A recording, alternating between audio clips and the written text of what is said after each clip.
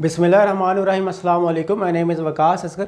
आज हम verbal intelligence का पार्ट नंबर 6 कर रहे हैं। 6 नंबर पार्ट है आउट ऑफ द 20। हम 20 पार्ट इसके करेंगे। इससे पहले 5 पार्ट्स जो मैं इस चैनल पर अपलोड कर चुका हूं, उनका लिंक जो है इसी वीडियो के डिस्क्रिप्शन के अंदर अवेलेबल है, वो आप जाके लाजमी वॉच कीजिए। हमने एक पूरी सीरीज़ स्टार्ट की हुई है जिसमें हम टोटल जो है वो 20 इसके पार्ट्स करेंगे और ये बेसिक से लेकर एडवांस की तरफ जा रहा है। अब ये क्वेश्चन जो है ना वो पाकिस्तान के तमाम कम्पिटिटिव एग्जाम के अंदर पूछे जाते हैं, लेकिन अगर आपको बेसिक आता है तो आप एडवांस लेवल पर इनको अंडरस्टैंड कर सकते हैं जब हम इसकी एडवांस लेवल पर स्टार्ट करेंगे। और इसी चैनल पर मैं इसके बाद जो है ना वो इंग्लिश ग्रामर स्टार्ट करवाऊंगा, फिर मैथमेटिक्स जो पाकिस्तान के तमाम कम्पिटिटिव एग्जाम के अंदर आता है। अब ये सारी चीज़ें सबसे ज़्यादा जो आती हैं ये पाकिस्तान आर्मी, नेवी और एयरफोर्स के टेस्टों के अंदर आती हैं। अगर आप पाकिस्तान आर्मी, नेवी, एयरफोर्स का कोई भी, चाहे कमीशन जो है ना ऑफिसर का टेस्ट है, चाहे वो मैट्रिक बेस है, इंटरमीडिएट है, या आपकी ग्रेजुएशन की बेस पर है, तो आप ये वीडियोस लाजमी वॉच कीजिए, पूरी चीज़ लाजमी वॉच कीजिए। और साथ में ये है कि अगर आपने इनकी प्रिपरेशन करनी है आर्मी, नेवी, एयरफोर्स की किसी भी ब्रांच की, आप चाहे फीमेल हैं या मेल हैं, तो हम आपको ऑनलाइन क्लासेस भी प्रोवाइड करेंगे, पीडीएफ के नोट्स भी देंगे, मॉक टेस्ट भी होंगे और पेड व्हाट्सएप ग्रुप भी होते हैं हमारे जहाँ पर कैंडिडेट्स आपस में कॉन्वर्सेशन वगैरह करती हैं। इंटरव्यू की प्रिपरेशन हम करवाते हैं, इंटेलिजेंस की करवाते हैं, आईएसएसपी की करवाते हैं, हर एक चीज़ की, ऐसे राइटिंग वगैरह की। खैर हम स्टार्ट करते हैं। हमारा फर्स्ट नंबर पर जो क्वेश्चन है, अगर आपने हमसे कांटेक्ट करना है तो हमारी फेसबुक और इंस्टाग्राम का जो लिंक है वो वीडियो के डिस्क्रिप्शन के अंदर अवेलेबल है, आप ज्वाइन करें। वहाँ पर हमारा लेटेस्ट व्हाट्सएप ग्रुप जो है ना और लेटेस्ट व्हाट्सएप नंबर जो है वो ऑन होता है, वहाँ पर गिवन होता है, आप हमसे डायरेक्टली कॉन्टैक्ट कर सकते हैं। खैर, अ रेलवे स्टेशन ऑलवेज हैज़। अब इसमें यह है कि एक रेलवे स्टेशन पे हमेशा क्या चीज़ होती है? ट्रेन होती है, आप सोचें, प्लेटफॉर्म होता है, अ स्टेशन मास्टर होता है, अ रेलवे लाइन होती है। तो अब देखें कि एक रेलवे स्टेशन पर जो आंसर इसका बनेगा वो हमारे पास बनेगा अ रेलवे लाइन। हमारे पास जो रेलवे लाइन है वो बेसिक यूनिट है किसी का भी। अगर रेलवे लाइन है तो हम कह सकते हैं कि वहाँ पर रेलवे स्टेशन होगा। अगर वहाँ पर रेलवे स्टेशन है तो वहाँ पर एक प्लेटफॉर्म होना चाहिए। अगर प्लेटफॉर्म है तो प्लेटफॉर्म पे आके क्या रुकेगी? ट्रेन रुकेगी। अगर ट्रेन रुकेगी तो ट्रेन मास्टर, स्टेशन मास्टर भी होगा वहाँ पर। लेकिन बेसिक यूनिट क्या है? रेलवे लाइन होगी तो ही ये होगा ना। तो आप ऐसे तो नहीं कह सकते कि हमारी छत पे जो है ना वो रेलवे स्टेशन बना हुआ है, ट्रेन वहाँ से जो है ना वो रेलवे लाइन तो नहीं है। तो बेसिक पहले क्या है? रेलवे लाइन गुजारी जाएगी, फिर स्टेशन बनेगा, फिर स्टेशन मास्टर आएगा और फिर ट्रेन भी आ जाएगी। क्वेश्चन नंबर 2 है, इसका पहला हमारे पास जो है वो रेलवे लाइन है। Complete the following series. अब कुछ क्वेश्चन ऐसे होते हैं, हमें देखते हुए कुछ अंदाज़ा ऐसे होता है कि शायद ये एडिशन हो रही है, शायद ये पेयर बन रहे हैं, शायद ये मल्टीप्लिकेशन हो रही है। 3-4 चीज़ें होती हैं बस मैथ सीरीज़ के अंदर। अब आप देखें इसमें अगर मैं ऐड करता हूँ तो 234 के अंदर हमने क्या ऐड किया कि हमारे पास 342 बन गया। तो ये हमारे पास तकरीबन ऐसे ही करें तो ये बन जाएगा जी 100, तो मुझे पता हो गया 100। और यहाँ पर ये 6 और हमारे पास कितना हो गया जी 6, चलें जी बन कर लें 8, तकरीबन 108 हम ऐड करेंगे तो हमारे पास ये 342 बन जाएगा अगर हम 234 के अंदर। लेकिन आगे देखें आगे कितना ऐड हो रहा है, तो ये कोई समझ नहीं लग रही कि किस तरह जो है ना वो क्वेश्चन होना है, और ना कोई मल्टीप्लिकेशन का हिसाब होता है। फिर अगर ऐसा होगा, कोई बड़े बड़े डिजिट्स होते हैं, इनकी निशानी ये होती है जब थोड़े से लंबे वाले बड़े वाले डिजिट आते हैं ना, तब इनमें हमने 1-2 और चीज़ें चेक करनी होती हैं। इनके आपस में रिलेशन चेक करना होता है इस अकेले का। जैसे मिसाल के तौर पर 2 और 3 को आपस में ऐड किया तो 5 बन जाता है, ठीक हो गया। और 5 में 1 माइनस करें तो हमारे पास 4 आ जाता है। हमें एक ये भी अंदाजे, काफ़ी क्वेश्चंस के अंदर ऐसा भी होता है कि पहले 2 डिजिट्स जो है ना ऐड करते हैं, ऐसे 3 और 4 को हम ऐड करेंगे 7 बन जाएगा, लेकिन 7 में 1 ऐड करें तो 6 बनता है, लेकिन यहाँ पर तो 2 है। तो इसका मतलब है आपस में भी कोई इसका वो प्लस माइनस वाला, या आप ऐसे कह लें 3 और 4 को ऐड करेंगे तो हमारे पास ये आ जाएगा। तो इस तरह भी होते हैं। लेकिन अब एक और जो लास्ट वाला ऑप्शन होता है जो कि सबसे आसान होता है, जो कि ज़्यादातर क्वेश्चंस के अंदर पाया जाता है, वो होता है change the location of the digits. अब हमारे पास लोकेशन हम चेंज करते हैं। देखिए अंदर ही आंसर लिखा हुआ है। सबसे पहले आपने क्या करना है? सबसे पहले आपने 3 को लिखना है। दूसरे नंबर पर आपने क्या लिखना है? दूसरे नंबर पर आप लिखना है ये वाला 4। तीसरे नंबर पर आपने क्या लिखना है? तीसरे नंबर पर आपने ये पहले वाला लिख देना है, ठीक हो गया। मैंने लोकेशन चेंज कर दिया। तो यहाँ पर देखिए 3 पहले आ गया, ये वाला दरमियान वाला, फिर उसने दूसरे नंबर पर 4 उठा के यहाँ लिख दिया, फिर ये वाला 2 इधर आ गया, ठीक है। पहले सेंटर वाला को उठाया उसने, फिर उसके राइट वाला यहाँ पर आ गया, फिर सबसे फर्स्ट वाला या सेंटर के लेफ्ट वाला, तो वो 4 आ गया। इसी तरह आप इसी को यहाँ से करें। अब हम क्या करेंगे, जैसे यहाँ पर मैं इसको रख देता हूँ, तो अब हमारे पास क्या आ जाएगा? 4 को मैं पहले यहाँ पर उठाऊँगा, 4 आ जाएगा, चले मैं यहाँ से एक दफ़ा कर लेता हूँ इसको। तो हमारे पास क्या आ जाएगा, पहले 4 आ जाएगा, फिर हमने 2 वाला उठाना है, देखें ना दूसरे वाले नंबर पर हमने उसके सेंटर के राइट साइड वाला, तो 2 आ जाएगा। और फिर हमने क्या करना है, फर्स्ट वाला यानी कि सेंटर के लेफ्ट वाला उठाना है, वो हमारे पास 3 है, तो ये वाला आंसर आ रहा है। देखें ये वाला हो गया। इसी को बस आपने मतलब चेंज करते जाना है। तो अब हमारे पास इसको हम चेंज करते हैं, तो सबसे पहले क्या उठाएंगे, 2 को उठाएंगे, फिर हम क्या करेंगे, इसके राइट साइड वाला 3 है, फिर हम फर्स्ट वाला 4 है, तो 2 3 4 जहाँ पर लिखा हुआ है वो हमारा आंसर है, ए हमारा आंसर होगा। ये मैंने आपको बता दिया। आप जब कोई क्वेश्चन करेंगे तो मैं डायरेक्ट भी तो बता सकता हूँ, तो ऐसे ही इसकी लोकेशन चेंज है, लेकिन मैंने आपको पहले बताया कि प्लस माइनस आपस में भी कर लिया करें, आपस में भी एडिशन कर लिया करें, मतलब पूरे डिजिट्स की एक पेयर भी बना लिया करें, मल्टीप्लिकेशन भी देख लिया करें। फिर आप 2-3 जब मेथड करेंगे तो आपको लाजमी एक ना एक मेथड से इसको सोल्व होता हुआ आपको दिखेगा, तो ये आप फिर आसानी से कर लेंगे। थर्ड से हम जो है ना वो देखते हैं, book is to title. Book का क्या होता है, जहाँ पर बुक का जैसे केमिस्ट्री की बुक है, फिजिक्स की बुक है, तो जो टाइटल होता है वो बुक का एक नाम होता है। मैन का जो होता है वो क्या होता है, जैसे मैंने पहले बोला वो एक नेम होता है, तो कोई भी नेम हो सकता है, तो वो उसका टाइटल ही होता है। आगे 4 नंबर पर हमारे पास है मैन इज़ टू वुमेन, तो हमारे पास मैन मस्कुलिन है और वुमन फेमिनिन है, मुज़क्कर मुअन्नस जिसको उर्दू में बोलते हो। तो इसी तरह हमारे पास ये जेंडर है, तो बॉय का जो जेंडर होगा ऑपोजिट वो गर्ल होगा, ठीक है। मैन का ऑपोजिट वुमन है और बॉय का ऑपोजिट गर्ल है। आगे 5th नंबर पर देखिए, ये मैथमेटिक्स से क्वेश्चन है, ये 3 लिखा हुआ है, ये वाला जो आपको नज़र आ रहा है ना 3 है, वो पूछ रहा है कि 3 has the same ratio to 15x as 5x has to. बड़ा सिंपल सा है, ऐसे क्वेश्चंस काफ़ी आते होते हैं और सेम इसी तरह लिखे होते हैं। अब वो कहता है कि 3 has the same ratio to the 15x। मैं अगर आपको बड़ी ही आसान भाषा के अंदर, सिंपल लैंग्वेज के अंदर अगर आपको मैं समझाऊं, तो इसका मतलब बस सिंपल सा ये बनता है कि 3 को उसने किस से मल्टीप्लाई किया तो 15x बन गया। इसको मैं इस तरह लिखूँगा, 3 मल्टीप्लाई बाय जो भी हमारे पास है, आंसर आना चाहिए 15x, ये वाला वो पूछ रहा है। 3 को आपने किस से मल्टीप्लाई किया तो आपके पास 15x आंसर आ गया। 3 को हम मल्टीप्लाई करते हैं यहाँ पर 5x से, ठीक है। 3 को 5 से मल्टीप्लाई किया 15 और x साथ में वैसे के वैसा आ गया। अब हमने किस से मल्टीप्लाई किया, 5x से, वो उसी सेम को कहता है कि एज 5x हैज़ टू।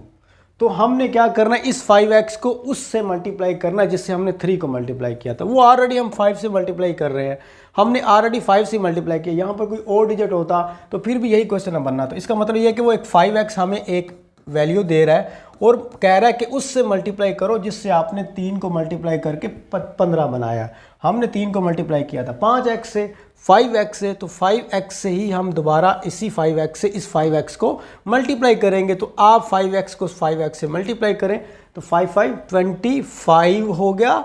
और x जब आपस में मल्टीप्लाई होंगे तो हर एक के एक पावर होती है, तो पावर्स क्या करेंगी, आपस में प्लस हो जाएंगी, तो 5x पावर 2, ठीक हो गया, स्क्वायर बन जाएगा। तो 25 हमारे पास स्क्वायर आ गया x का। ये हमारे पास 5 वाला है। अगर आपको समझ नहीं आई तो एक दफ़ा वीडियो आप जो ना वो दोबारा से यहाँ से जो बैक करके देख सकते हैं।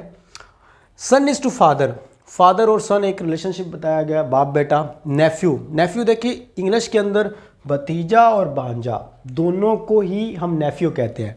मतलब ये है कि जो मेल होता है, जो आपकी सिस्टर का बेटा है या ब्रदर का बेटा है, उसको हम क्या कहेंगे, नेफ्यू कहेंगे।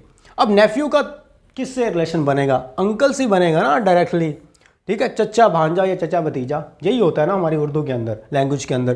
तो ये भी सन और फादर ही बन जाते हैं उसी तरह। तो इसी तरह ये इसका बेटा होगा और ये ज़ाहिर हम तुम्हारे अंकल का जो बेटा हो गया, तो वो इस तरह जो है ना हमारे पास रिलेशनशिप बन जाएगा इसके साथ, अंकल के साथ। इन क्वेश्चंस को हम कहते हैं ब्लड रिलेशनशिप्स, इनको हम कहते हैं रेशियो एंड प्रपोर्शन, इनको हम कहते हैं pair is to as to comparison, और इनको हम क्या कहते हैं, ये भी is to as to comparison वगैरह ये आ जाता है। और ऊपर आई थिंक हमने जो किया है उसको हम कहते हैं मैथ सीरीज़, और ये जो हमने किया है ये डिस्क्रिप्टिव होते हैं। ये नाम मैं आपको बता रहा हूँ, ये इंशाल्लाह मैं आपको करवाऊँगा, तो ये नाम के हिसाब से फिर ये सारे मिक्स आते होते हैं।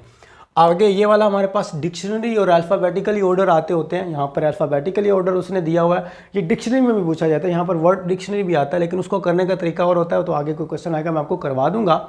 Word letter comes alphabetically order in the mother. Mother हमारे पास एक वर्ड दिया गया, उसके अंदर कौन सा ऐसा अल्फ़ाबेट है जो मदर के अंदर सबसे पहले आएगा।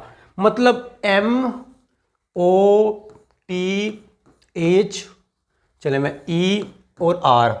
वो कहता है कि अगर हम अल्फ़ाबेटिकली देखें तो मदर के वर्ड के अंदर, बेसिकली ये वैसे रॉन्ग लिखा हुआ है, मदर ये स्मॉल लेटर के अंदर बाकी नहीं आएगा, ये वैसे पूरा कैपिटल लेटर होना चाहिए, ठीक है, क्योंकि हमने अल्फ़ाबेट्स को देखना होता है। मदर के अंदर हमने क्या देखना है कि कौन सा लेटर सबसे पहले आएगा। आप ए बी सी को देख रहे, ए सबसे पहला अल्फ़ाबेट है तो देखें ए यहाँ पर है, नहीं है। बी दूसरा अल्फ़ाबेट है, बी इस पूरे वर्ड के अंदर है, नहीं है। ए बी सी भी नहीं है, डी भी नहीं है, ए बी सी डी ई है, तो इस पूरे वर्ड के अंदर ई सबसे पहले आएगा। सो ई इज़ द आंसर। क्यों? क्योंकि हमने अल्फ़ाबेट्स को देखना है, हमने ए बी सी को ऐसे असेंडिंग ऑर्डर से हमने देखना है। अब देखें, अगर वो ये पूछता कि what letter comes alphabetically in order the letter, what letter comes second, what second letter, यहाँ पर वो बोल देता कि सेकंड नंबर पे जो लेटर है वो कौन सा। देखें ई पहले नंबर पर आ गया, ई के बाद A B C D E F आता है, एफ नहीं है, A B C D F G H, H है, तो यहाँ पर जो सेकंड नंबर पर आ रहा है वो जो है वो एच है, ई जो है हमारे पास फर्स्ट नंबर पर है। वैसे आप गिनो मदर को तो मदर में एम पहले नंबर पर है, ओ दूसरे नंबर पर है, ये नहीं देखना, देखना होता है अल्फ़ाबेट्स को साथ में मैच करके, तो इसलिए हमें पता चलता है। ये हमारे पास हो गया। आगे हम चलते हैं जी 8 नंबर पर। 8 नंबर पर आप देखिए कि which of the following is different from the rest. आप इसमें लोकेट, डिस्कवर और फाइंड, अब ये तीनों का आप पहले मीनिंग देखें। 4th नंबर पर इन्वेंशन है। अब इनमें डिफरेंस क्या है? लोकेट लोकेशन से निकला है, किसी चीज़ की लोकेशन कहाँ पर है वो। डिस्कवर दरियाफ्त करना, किसी चीज़, कोई ऐसी चीज़ जो आज तक मिली नहीं है, आप गए हो, आपने उसको खोज लिया है, आपने उसको डिस्कवर कर लिया, उसको कहते हैं डिस्कवर करना। फाइंड का मतलब भी कोई भी चीज़ खोई हुई है या कोई भी चीज़ पड़ी हुई है तो आपने उसको फाइंड कर लिया, वो आपने उसको ढूंढ लिया, दैट्स कॉल्ड द फाइंड। अब ये सारी चीज़ें जो हैं वो पहले से मौजूद चीज़ को ढूंढना, पहले से मौजूद कुछ है जिसको आप ढूंढ रहे हो, जिसको आप पहले उस तक कोई पहुंचा नहीं है, उसको हम ये सारे वर्ड देते हैं। इन्वेंशन, ये बी वाला एक ऐसा वर्ड है, इन्वेंट करना किसी नई चीज़ को, इसका मतलब दरियाफ़त और ईजाद करना।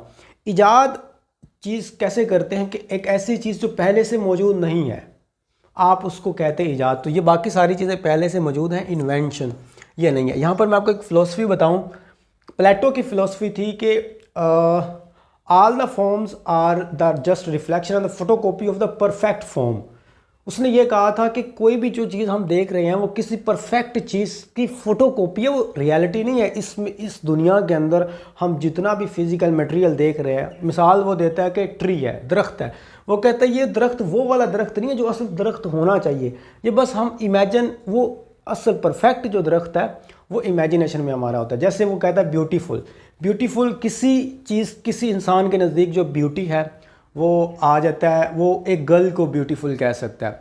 कोई नेचर लवर होता है वो नेचर को ब्यूटी में कहेगा, कोई किसी चीज़ को कहेगा ये ब्यूटीफुल है। हर बंदे की क्या है, अपनी डेफिनेशन है ब्यूटीफुल की, लेकिन जो परफेक्ट डेफिनेशन है ना वो एक ही है, ठीक है, वो हमारी इमेजिनेशन में है, हम उसको फिज़िकली ले ही नहीं सकते। तो इसलिए वो कहता है कि इसी तरह ये हमारे पास जो चीज़ है कि इन्वेंट से मुराद होता है ऐसी चीज़ जो कि हमारी पहले इमेजिनेशन में कहीं थी, फिर हमने उसको फिज़िकल वर्ल्ड के अंदर लाए, दैट्स कॉल्ड द इन्वेंशन। ये हमारी इमेजिनेशन में नहीं है, ये सारी चीज़ें फिज़िकल एग्जिस्ट करती हैं, बस हमारी आंखों से दूर थी, बस ये वाला। एक और एग्जाम्पल मैं आपको देता हूँ। फ़िलासफ़ी वैसे आपको काम आएगी, इंटेलिजेंस के अंदर आपको फ़िलासफ़ी लाजमी पढ़नी चाहिए, क्योंकि ये आपकी इंटरव्यू के अंदर जहाँ पर होता है वहाँ पर कुछ ऐसे क्वेश्चन होते हैं। वो एक और एग्जांपल देता है, वो कहता है कि आप प्लेटो कहता है कि एक बहुत दूर चीज़ पड़ी हुई है, आप उसको देखते हो तो वो छोटी सी नज़र आती है, लेकिन जो आप करीब चले जाते हो तो वो बड़ी हो जाती है। वो कहता है साइज़ तो उस चीज़ का चेंज ही नहीं हुआ, तो फिर पहले छोटी और बड़ी आप क्यों हो गई है? तो कहते हैं ये जो आपकी आई साइट है ना, ये इसने आपको धोखे में रखा है, इसको नहीं खुद पता, ये खुद इमेजिन नहीं कर सकी कि ये क्या चीज़ है। तो इसी तरह हमारे पास ये वाली सारी चीज़ें होती हैं। ये फ़िलासफ़ी का पार्ट था जो मैंने आपको इन्वेंशन और डिस्कवर के अंदर डिफरेंस बताया। खैर आगे जी 9 हो गया, 24 हो गया, 39 हो गया। अब इसके अंदर मैंने आपको बताए थे पहले भी, जब भी मैथ सीरीज़ आती है तो आपने मल्टीप्लिकेटिव एडिशन देखना होता है, लेकिन कभी कभी आप ज़्यादातर क्या आपने देखना होता है, वो देखना होता है गैप। अब आप दोनों में देखें, ठीक है, आपको पता चल जाएगा प्लस हो रहा है, माइनस हो रहा है, मल्टीप्लाई हो रहा है, आपको फ़ौरन पता चल जाया करेगा। गैप देखें कि 24 और 9 के अंदर कितना गैप है, तो 24 और 9 के अंदर हमारे पास हो गया ये 11 और 4 कितना हो गया, 15 हो गया, तो यहाँ पर 15 का गैप है। आगे आप देखें कि 24 और 39 के अंदर भी आई थिंक सो 15 का है, इसी तरह इसके अंदर भी 15 का गैप है, ऐसे करते जाए, यहाँ पर भी 15 का है। तो इसका मतलब यह है कि आपने 9 में 15 प्लस किया 24 में 15 प्लस किया, गैप से मुराद यही है ना, एडिशन हो रहा है। तो 15 84 में 15 ऐड किया तो 99 में आप 15 ऐड करें, हमारे पास क्या आ जाता है 114 आ जाएगा। ठीक है, हाँ 114 आ जाएगा यहाँ पर। तो 114 कहाँ पर है, 114 यहाँ पर फर्स्ट नंबर पर था, सो 114 यहाँ पर आंसर आ गया। आगे हमारे पास क्वेश्चन नंबर 10 है, which of the following different from the rest. तो सोर्ड है, नाइफ है, फोक है, डैगर है। अब यहाँ पर जो डैगर हो गया, सोर्ड हो गया, knife, these are called the weapons. ये वेपन्स हैं, जैसे तलवार है, चाकू है, डैगर भी एक छोटी सी तलवार को ही कहते हैं, चाकू टाइप भी होती है। तो ये सारे वेपन वगैरह यूज़ होते हैं, वॉर्स के अंदर भी यूज़ होते हैं। लेकिन फोक जो कांटा होता है, ठीक है, वो इस तरह जो बना होता है, जो आप खाने वगैरह में भी यूज़ करते हो, तो ये फोक तो इस वेपन्स वगैरह के अंदर नहीं आता ना, तो इसलिए फिर फोक हमारे पास क्या आ जाएगा, यहाँ पर बी इसका आंसर आ जाएगा। और आगे 11 से हम देखते हैं, इसमें देखिएगा what will come in the next series. इसके अंदर भी 6 7, ठीक है, ये पेयर बने हुए हैं। इसमें देखिए 6 और 7 है और उसके बाद 9 और 12 है और 16 है, बल्कि ये पेयर नहीं बने हुए, इसमें कुछ गैप है। तो चले जी हम देखते हैं 6 और 7 के अंदर 1 का गैप है, 7 और 9 के अंदर हमारे पास क्या है 2 का गैप है, 9 और 12 के अंदर हमारे पास कितना गैप है जी 3 का गैप है। ठीक हो गया, यहाँ फिर 4 का गैप होगा, लिखते जाए, 5 का होगा, 6 का होगा, 7 का होगा। आगे फिर हमारे पास इसमें हम 8 ऐड कर देंगे, एडिशन ही होती है ना, गैप से मुराद एडिशन ही होता है। 6 में 1 ऐड किया, 7 में 2 ऐड किया, 9 में 3 ऐड किया तो 12, और 12 में 4 ऐड किया तो 16, और 16 में 5 ऐड किया 21 में 6 ऐड किया 27 में हमने 7 ऐड किया 34 में हमने 8 ऐड किया तो हमारे पास 42 बन जाएगा। सो 42 इज़ द आंसर आ गया। विच one is the different from the rest. अब इसमें हम देखते हैं जी, हमारे पास ट्रायंगल है, रेक्टेंगल है और स्क्वायर है और सर्कल है। अब यह हमारे पास ये जो 3 चीज़ें हैं ये वाली, इसमें ये सारी की सारी इनके अंदर कहीं ना कहीं एंगल है। ठीक है, जैसे ये ट्रायंगल है तो मैं यहाँ पर ड्रा कर देता हूँ। रेक्टेंगल है जिसको आप मुस्ततील कहते हो, जिसमें 2 लेंथ और 2 विड्थ आपस में इक्वल होती हैं। स्क्वायर के अंदर सारी चारों साइड्स हमारे पास इक्वल होती हैं। और अब इसमें सर्कल हो गया, सर्कल यहाँ पर ये है। अब इनमें डिफरेंस क्या है, अब देखिएगा आप गौर से कि ये देखिए इसमें भी एंगल भी हैं, ठीक है, कॉर्नर्स भी हैं, ये कॉर्नर भी हैं, एंगल भी हैं, कॉर्नर भी हैं, एंगल भी हैं। इसमें ना तो कॉर्नर है ना एंगल है, तो जो स्क्वायर होगा, जो सर्कल होगा डी वाला, वो हमारे पास राइट ऑप्शन होगा, क्योंकि इन सारों से वो डिफरेंट है। आगे हमारे पास क्वेश्चन आ जाता है कि if A is the smaller than B. इसको मैं बल्कि इरेज करके हम ऊपर ही चले जाते हैं, यहाँ से इसको देखते हैं। इसको हम कहते हैं कंपैरिजन, रैंकिंग कंपैरिजन इनका नाम होता है, आप सर्च कर लीजिएगा। If A is the smaller than B, यहाँ पर आप इतना सा देख लें, if A is the smaller than B but taller than the C and D who is the tallest of the 3। अब तीनों में से सबसे ज़्यादा ABCD में से सबसे लंबा कौन सा है? इसमें मैं आपको ना एक तरीका बताता हूँ, आप ना ज़हन में रखिएगा। क्वेश्चन उसने क्या पूछा है, उसने पूछा टॉलेस्ट। अब आपको पता है क्वेश्चन में टॉलेस्ट पूछा गया, आपने फाइंड करना है, ऑटोमेटिकली आपको पता चलेगा। अब उसने कहा ए स्मॉलर, भाड़ में गया जिससे मर्जी स्मॉलर है, हमें नहीं ये जानना, बस एक साथ स्मॉलर लगा हुआ है तो इसका मतलब है ए टॉलेस्ट कभी नहीं हो सकता। पता लग गया, ठीक हो गया।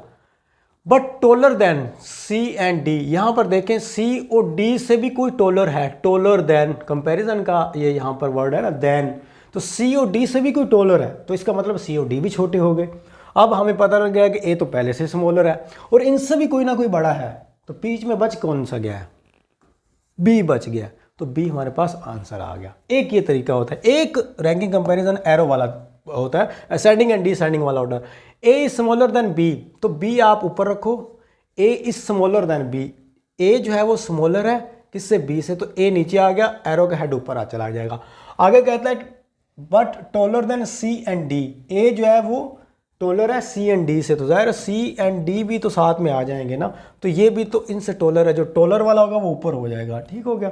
अब ये वो पूछता है कि हु इज़ द टोलेस्ट, तो सबसे ऊपर टॉप पे कौन सा, टॉप पे तो है बी, तो बी आ गया। स्मॉलेस्ट अगर पूछे तो सी और डी का उसने नहीं बताया कि सी और डी में कौन सा टोलर है और कौन सा स्मॉलर है, तो जो स्मॉलेस्ट होंगे वो सी और डी दोनों हो सकते हैं।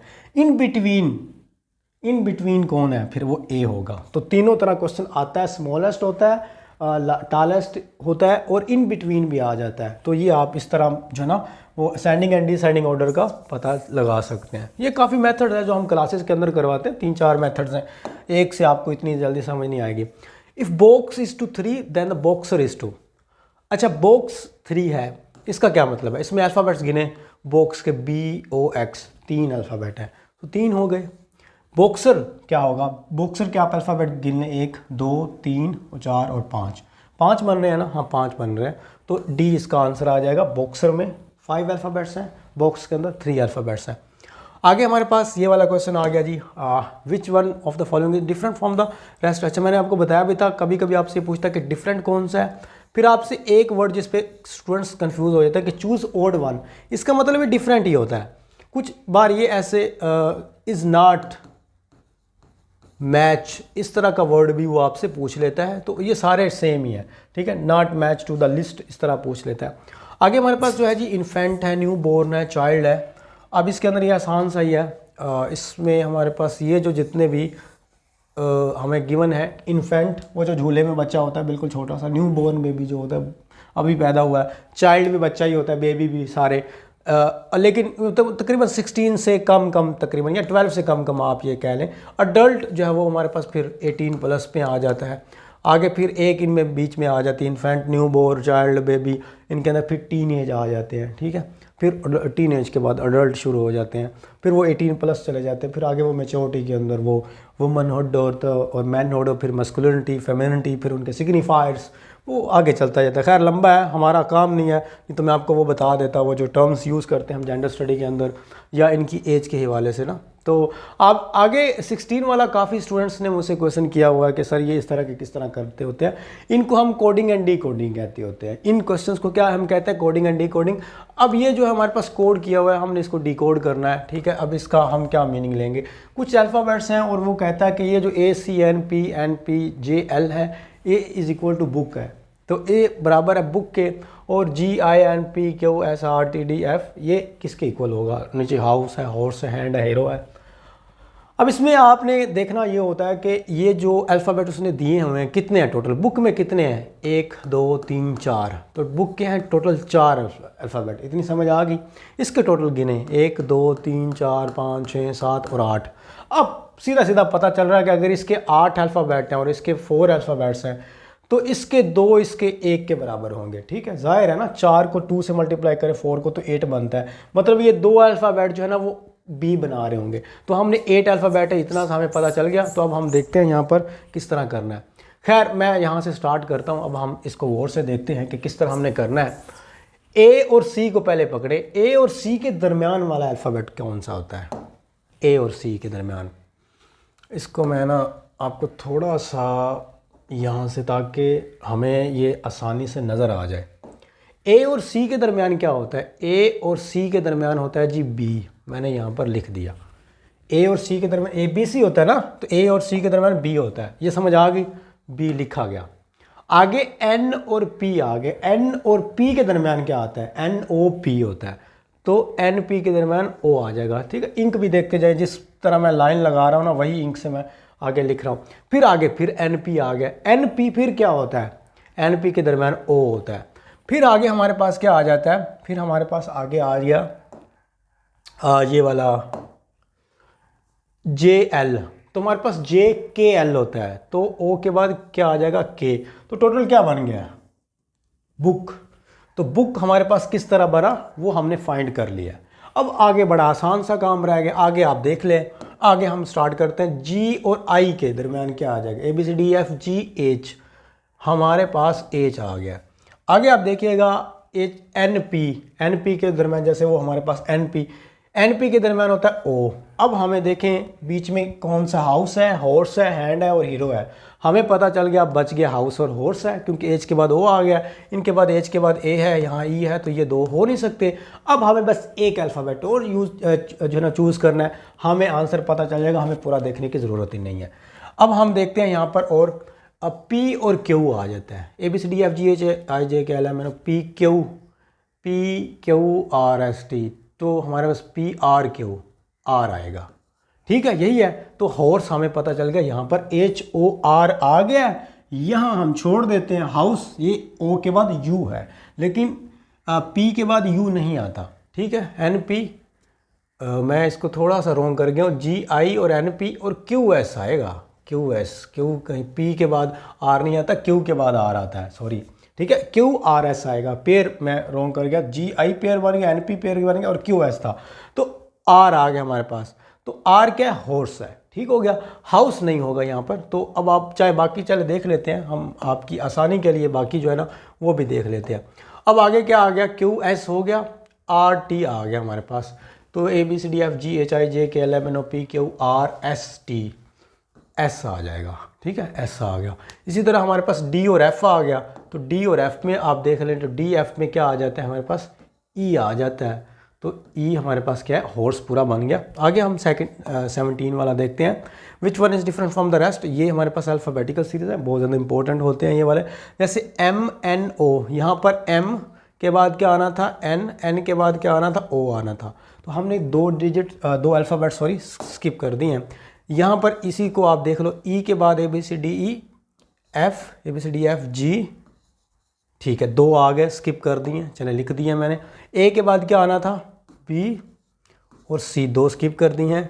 क्यू के बाद आप देखें, क्यू के बाद हमारे पास क्या आना था, A B C D F G H I J K L M N O P Q R S, यहाँ पर आर आ गया अकेला। अब सिंपल पता नहीं चल गया अब हमें, यहाँ पर भी दो हैं, यहाँ पर भी बी सी दो, एफ जी दो है, यहाँ पर अकेला आर उसने बीच में स्किप किया, in between two alphabets. D हमारे पास यहाँ पर आंसर आ जाएगा।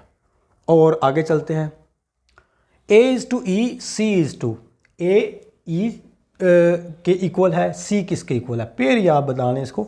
ए के बाद उसने कितने अल्फ़ाबेट स्किप किए हैं, A B C, A B C D, तीन किए हैं, ए मतलब बी सी डी, तीन के बाद जो है ना वो हमारे पास थर्ड से बाद फोर्थ वाला, इसी के बाद हम सी के बाद स्किप करेंगे, तो सी के बाद आप स्किप करें, ए बी सी सी डी ई और एफ, तीन हो गए।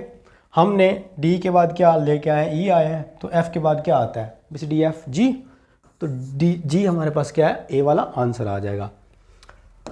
आगे जी हमारे पास क्वेश्चन आ जाते हैं, मैं आपको हमेशा एक क्वेश्चन देता हूं, तो ये 19 वाला क्वेश्चन आपका, इसका आंसर आप लोगों ने देना। एक क्वेश्चन मैंने आपको देना होता है, वो आपने कमेंट बॉक्स के अंदर लिखना होता है कि जी सर फलां चीज़ का जो है वो क्वेश्चन का आंसर ये है, और रीज़न बतानी होती है, जिस तरह मैं पढ़ा रहा हूँ तो रीज़न लाजमी पता होना चाहिए। तो 19 वाला आप लोगों ने करके मुझे दे देना। What will come next in the, अब हमारे पास ये है 11, 11 को आपने किससे मल्टीप्लाई किया, तो 77 बन गया, तो 7 से मल्टीप्लाई किया। मैंने इसी से गैस किया कि 77 को हम 7 से मल्टीप्लाई करें तो ये आंसर आ जाता है। आप चेक भी कर सकते हैं, 77 को 7 से आपने मल्टीप्लाई करना है, तो आप सबसे पहले 7 को 7 से मल्टीप्लाई करेंगे ना, तो 77 क्या होता है हमारे पास, 49 9 होता है, तो 9 एंड पे है, तो इसका मतलब है ठीक है 7 से मल्टीप्लाई हो रहा है। बस अब इसको दोबारा से आपने 7 से मल्टीप्लाई करना है, सारों को 7 से मल्टीप्लाई कर रहे हैं। मैंने आपको पहले बताया था एक तरीका कि जो थोड़े से बड़े होते हैं डिजिट्स, उनका एक सबसे ज़्यादा क्लू जो दिया होता है ऑप्शंस के अंदर, वो ये दिया होता है कि उनके एंड डिफरेंट होते हैं। देखिए एंड 8 है, 7 है, 8 है और यहाँ पर 3 है। अब इसमें सिर्फ 2 8 वाले एंड पे उसने दिए हुए हैं, इसी तरह 2 बाकी ये डिफरेंट है। अब हमें पता चल जाएगा कि जो आंसर आ रहा है ना वो हमने एंड पे बस एक डिजिट देख लेना।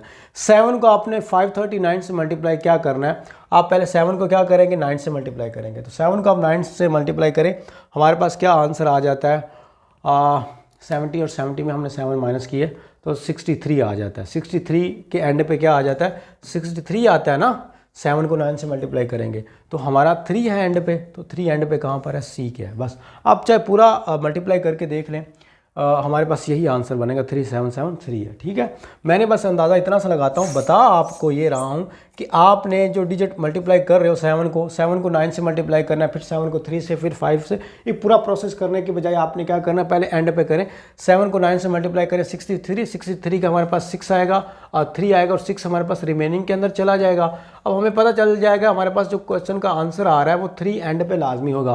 तो यहाँ पर पूरे क्वेश्चन के आंसर्स के अंदर देखेंगे 3 एंड पे कहाँ पर है, तो 3 यहाँ पर है। अब 3 वाला कोई एक और होता क्वेश्चन तो फिर हम आगे मजीद इसको मल्टीप्लाई करते ताकि पूरी वैल्यू हमारे पास आ जाए और हमें किसी भी किस्म का जो है ना वो डाउट ना रह जाए कि हमारा आंसर जो है वो करेक्ट है या नहीं है। What will come next in the following series, ये भी हमारे पास सीरीज नहीं है, 2, 8, 32 और 128। अब इसमें मुझे लग रहा है कि कोई ख़ास टेबल है, तो हम देख लेते हैं जी। 2 को आप किस से मल्टीप्लाई करें तो 8 बन जाता है, तो 4 से मल्टीप्लाई किया। 8 को किस से हम मल्टीप्लाई करें तो हमारे पास 32 बन जाता है, मेरे ख्याल से 4 से, और 4 से इसी को मल्टीप्लाई करना है और इसी को भी हम 4 से मल्टीप्लाई करते हैं। तो वही पहले हमने किया, 4 को 8 से मल्टीप्लाई करें तो हमारे पास कितना है 32 आ जाता है। 32 के एंड वाला जो होता है वो 2 होता है। 2 एंड पे कहाँ पर है, तो 2 एंड पे यहाँ पर है, बस सी वाला आंसर है पूरा, बाकी आप छोड़ दो उसको। वैसे आपको चले एक करके दिखाई देते हैं, मतलब आपको पता ही है हमने 4 से मल्टीप्लाई करना है, तो मल्टीप्लाई हम किस तरह करते होते हैं, इस तरह करते होते हैं। 4 को हमने 8 से मल्टीप्लाई किया, हमारे पास 32 आ गया, और 32 के अंदर हमने क्या किया 2 आंसर लिख दिया, 3 हमारे पास रिमेन आ गया। 4 को हमने 2 से मल्टीप्लाई किया, हमारे पास क्या आ गया 8 में हमने 3 प्लस किया तो हमारे पास 11 आ गया, और 11 का 1 आ गया, और 1 हमारे पास रिमेन में चला गया, और 4 को 1 से, और यहाँ पर 5 आ गया, 1 प्लस किया तो 5 1 2 आ गया। ये बच्चों वाले क्वेश्चन है, चले खैर जो भी है। आगे हमारे पास which one is different from the rest, वो आप देख लीजिए, लाहौर है, बीजिंग है, काबुल है और ढाका है। ये आपके जनरल नॉलेज पर कुछ चीज़ें जो है ना वो डिपेंड कर रही होती हैं, निर्भर कर रही होती हैं, तो आपने जनरल नॉलेज को भी ध्यान से देखना होता है। बीजिंग जो है वो चाइना का कैपिटल है हमारे पास, और उसके अलावा जी ये जो काबुल है ये अफ़गानिस्तान का है, और ये हमारे पास जो आ जाता है जी ढाका वो बांग्लादेश का है, और इसके अलावा लाहौर जो है वो किसी का भी नहीं है, मतलब पाकिस्तान का लाहौर नहीं है, इस्लामाबाद है कैपिटल, दैट्स वाई लाहौर जो है हमारे पास राइट आंसर आ जाएगा। बाकी हमारे पास ये वाला आ गया,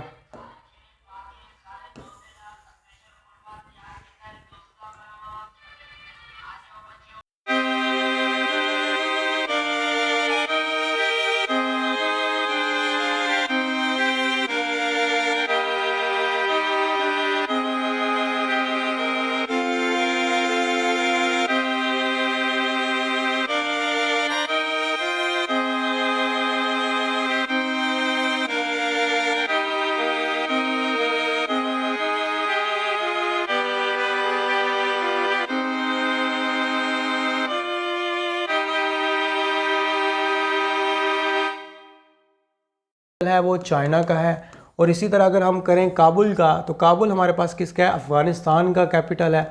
और अगर हम ढाका देखें तो ढाका हमारे पास बांग्लादेश का है। और उसके अलावा जी लाहौर देखें तो लाहौर किसका कैपिटल है, लाहौर किसी का कैपिटल नहीं है।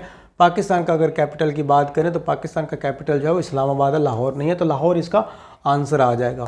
नेक्स्ट वन हमारे पास देखिएगा, ये भी आपको वर्ड के मीनिंग का पता हो तो आप इजीली इसको जो है ना गैस कर सकते हैं। स्प्लिट से मुराद, जैसे ये दो लाइन आपस में मैच नहीं है, यानी स्प्लिट है, एक दूसरे से अलग अलग है। गैप है, डिफ्रेंशिएशन है, सेपरेशन है, तो स्प्लिट हो गया। गैप का मतलब भी जैसे इन दोनों के दरमियान गैप है, मतलब अलग अलग चीज़ें। स्प्लिट का मतलब भी सेम हो गया, गैप का मतलब भी।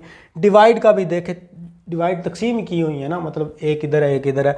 यूनियन मतलब वो इकट्ठा हो जाना, किसी चीज़ का इत्तेफाक होना, तो यूनियन हमारे पास फिर इसका ई आंसर आ जाएगा। आगे हमारे पास सेकंड लास्ट और लास्ट है, और इसमें देखिएगा कि विच one of the following is different from the rest. और यहाँ पर ये गिवन है जी, मार्स वगैरह है, सन, अर्थ वगैरह, ये हमारे पास प्लैनेट्स और स्टार है। स्टार प्लैनेट्स मतलब गैलेक्सी का एक पार्ट है। ओशन जो है वो बिल्कुल इसमें से मैच नहीं कर रहा, ना वो स्टार है ना वो प्लैनेट है। तो ओशन जो समंदर होता है, जो बड़े वाला समंदर, सी छोटे वाले को कहते हैं, जिसका किनारा वगैरह भी होता है, और भी डिफ्रेंशिएशन होती है बीच में। तो ये हमारे पास आ गया। आगे विच one is different from the rest, ये मुझे लगता है गैप कुछ ज़्यादा ही आ गया इनमें, ठीक है। अब इसमें देखिएगा कि ये पोटैटो है, टाइगर है, हॉर्स है, रैट है और शीप है। ये जो जितनी भी सारी चीज़ें हैं ये हमारे पास क्या है, ये हैं जी एनिमल्स। और ये हमारे पास जो लास्ट वाला है, जो सॉरी फर्स्ट वाला, ये हमारे पास पोटैटो, ये एक सब्ज़ी है, आलू। तो ये हमारे पास जी कुछ वर्बल इंटेलिजेंस के क्वेश्चन थे। आई होप अगर आपको समझ आ गई है। बाकी जो क्वेश्चन मैंने लीव किया, बीच में स्किप किया सॉरी, तो उसका आंसर आप दे दीजिएगा। और उसके अलावा कोई बात पूछने वाली कमेंट बॉक्स में पूछ सकते हैं। बाकी मैंने आपको बताया कि अगर आपने कभी भी पाकिस्तान आर्मी, नेवी, एयरफोर्स की प्रिपरेशन करनी है तो आप हमारे जो लिंक्स हैं जो हमने प्रोवाइड किए हुए हैं वीडियो के डिस्क्रिप्शन के अंदर, जिसमें इंस्टाग्राम और फेसबुक का लिंक है, वहाँ से आप डायरेक्टली हमें फॉलो कीजिएगा। और वहाँ पर हमारा लेटेस्ट व्हाट्सएप ग्रुप और लेटेस्ट व्हाट्सएप जो नंबर होता है, जो ऑन होता है, वो हमारा वहाँ पर गिवन होता है। तो आप हमें डायरेक्टली जो है ना वो कॉन्टैक्ट कर सकते हैं उस प्लेटफॉर्म के थ्रू। अल्लाह आप सबको कामयाब करे। Thank you. अल्लाह हाफिज़।